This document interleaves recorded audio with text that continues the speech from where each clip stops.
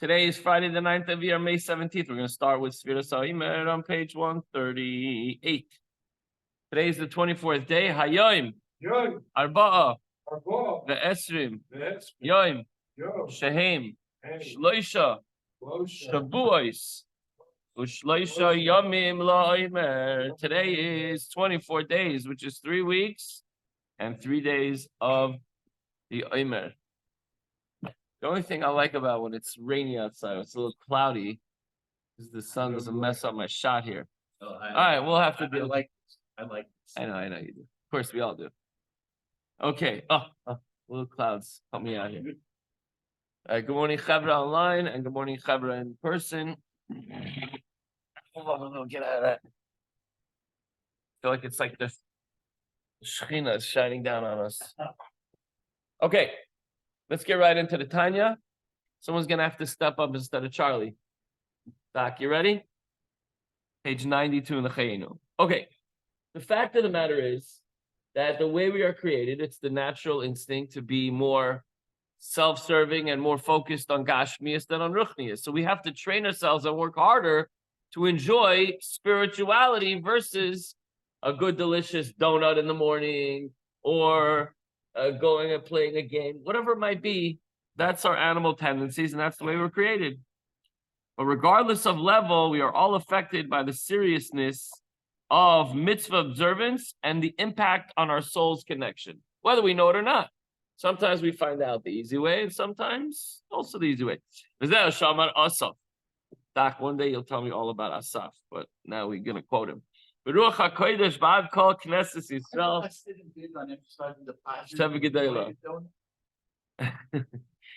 is also the meaning of what Asaf said. Under divine inspiration, a nevuah, Asaf the Navi, right? On behalf of the whole community of Israel who are later to be in exile, the barriers that conceal holiness are particularly strong during Golus. When you were in the Beis Hamikdash and you brought sacrifices and you saw the Eish Tamid on the Mizbeach, obviously there were miracles that were taking place in the holy Beis Hamikdash all the time, right? But in Golus, not so much. So we have to work on that. We have to figure it out. So what Asaf said was, "Va'ani var loy eda behemais hayisi imach va'ani tamid imach." And I am foolish and know not, meaning I know nothing. I was a beast before you, yet I am continually with you. This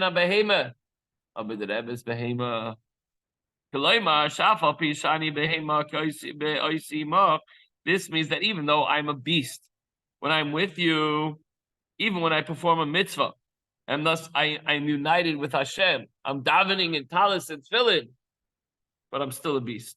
My soul being unaware of and insensitive to this union that I have worked on to be closer to HaKadosh Baruch Hu. Sure, it's easy for Hashem to be closer to us, but when we have to try to get closer to Hashem, how do we do so? So 2 days ago, we said through Torah learning. Yesterday, we said through mitzvah observance. Today, we're saying, I'm even adding during davening. You feel so close to Hashem, yet, and we're not calling each other out. This is the reality. We know what's going on through our minds and through our hearts. We try to connect to Hashem, but we're still physical bodies that are tempted and are swayed, and one little thought could drift. It could bring us to a whole new place, even while we're davening, right?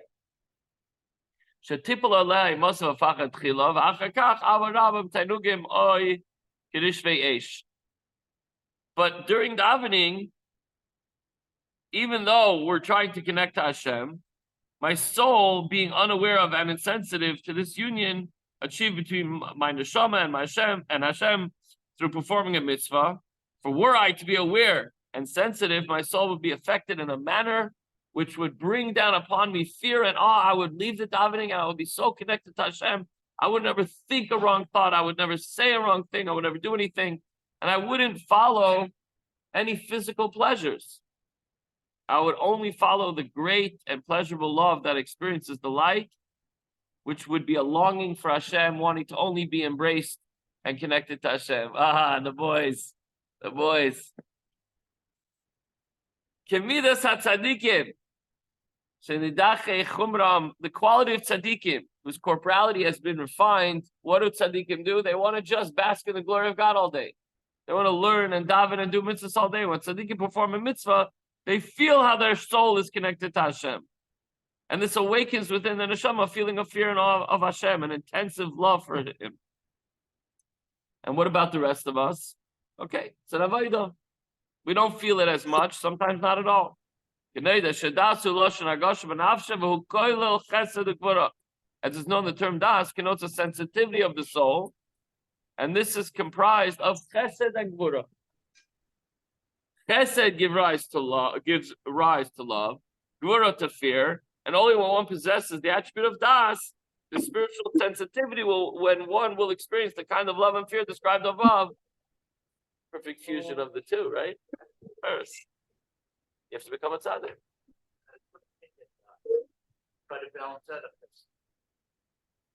A lot of hard work. It's a lifetime. It's like the story of this chassid that when he was dying, he slept on a bench in the back of the shul for 30 years, staying up all night, learning and tikkun chatzos and subjugating himself physically. And then at the end of his life, the chassidim were gathered around him, so very holy, pious. And he says, if I could live one more day to be able to fulfill the mitzvah of tefillin, I would give up all those 30 years of sleeping on the bench. Could be that sleeping and subjugating your physical body maybe took years off his life. So they discussed how only a yid who goes through 30 years of subjugating himself to such physical, holding himself back from the pleasures of the world, only he could say something like that. You don't just do that and just come up with that idea in your mind. So when you go through a lifetime, at the end of your lifetime, you say, "Oh, it's like who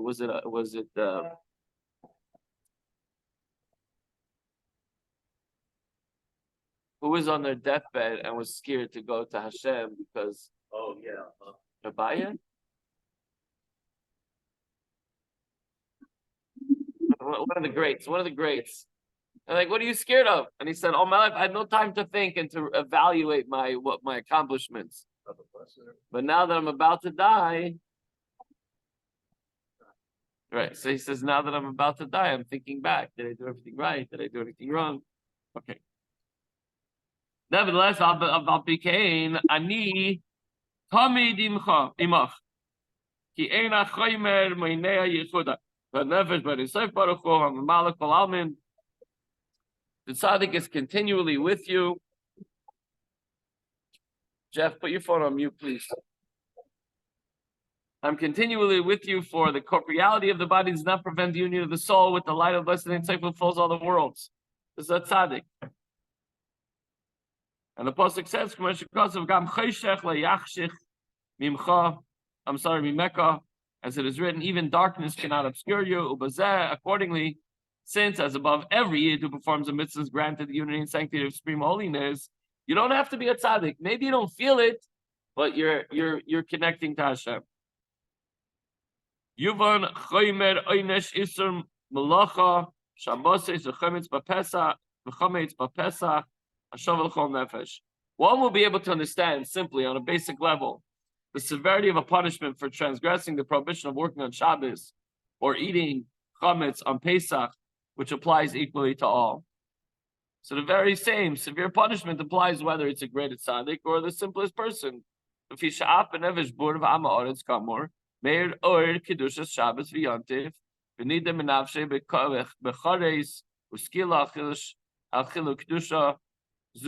Everyone knows if you transgress, no matter how great or how simple you are, you're going to violate this mitzvah, and it's a terrible thing.